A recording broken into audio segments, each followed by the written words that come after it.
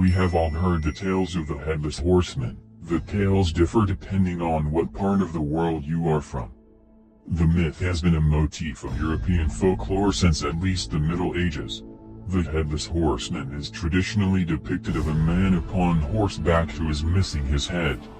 Depending on the legend, he can be seen carrying his head, riding headless, or even have a carved flaming pumpkin for a head. My story tells of a young man who hears about this myth and wanted to find out for himself on whether the legend was real or make-believe. He was a real fan of myths and legends, but also believed in mass hysteria. He heard of a town where the legend was the strongest, with reports from almost all of the town folks.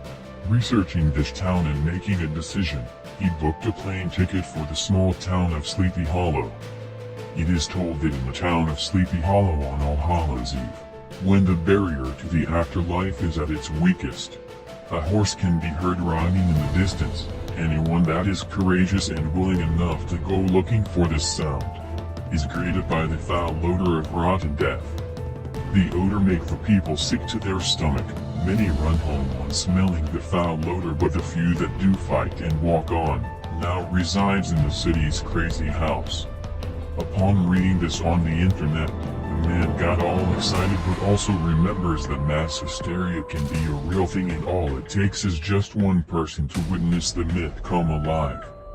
After 17 hours, the man had arrived at his designated airport. While walking to the main entrance, he sees his taxi driver that he ordered before you boarded the plane. Where to, said the taxi driver, to Sleepy Hollow if you may. The man got confused as the taxi man gave us this look as to say, here we go again, another one to the nut house. The man shook it off, thinking that maybe he didn't like him somehow.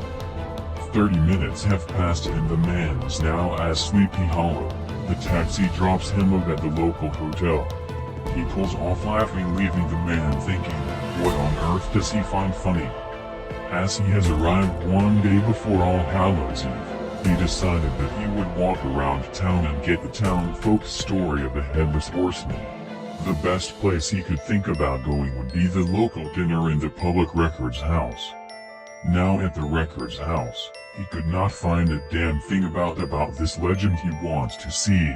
Next he went to the local dinner and asked the customers what they believed in about the Headless Horseman.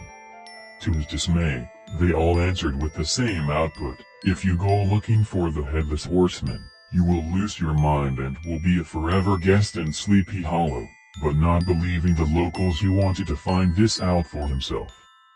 The man, now back at his hotel room, decides to go on his laptop computer and research the legend a little more. After all, he wanted to see if the Headless Horseman just turned up or whether a ritual would be needed to summon him. Upon researching the legend, he came upon a piece that really caught his interest, and this got him thinking. The website he visited was from the town he was now visiting. But what caught his eyes was this sentence: to whoever processed the head of the demon on his horse, shall have total domain over his soul, and so the demon will do their bidding. After reading more into the legend and visiting a few more websites, the man decides to go to bed. After all, tomorrow night is the big night the demon is supposed to show himself. At about 11 p.m. the man gets together his stuff, camera, ghost machines, and set out into the woods. After all, the walk will take about an hour to get to the spot where the tale has been seen. After what seems to take forever, the man arrives at his destination. Now with his camera out and looking around, he cannot find nor can he hear anything. The man walks around for about 3 hours looking for any signs, but he now gives in and decides to walk back into town. Just as he packs up his stuff and starts walking, he can smell a foul odor that seems to make him heat. Now he hears the clacking of what appears to be a horse trotting. The man starts to get excited and again takes out his camera to gather evidence. After looking around for a short time, he can see what seems to be fire in the distance, but this does not make sense as fire does not spread in that way. After a few minutes, the fire seems to get bigger and he can now hear the horse. His heart starts pounding hard. I have to get out of here, he told himself, but curiosity kept him in his place. The horse got closer and closer, but the man can still not see where the horse is. He turns around and face to face, he smells the breath of the horse upon his face. Now white as a ghost concealed in his place, his curiosity got the best of him. He just had to look up. Upon looking at the headless creature upon his horse, the demon took out his sword, which seemed to burst into flame, and the last thing the man saw was the sword cutting through his neck.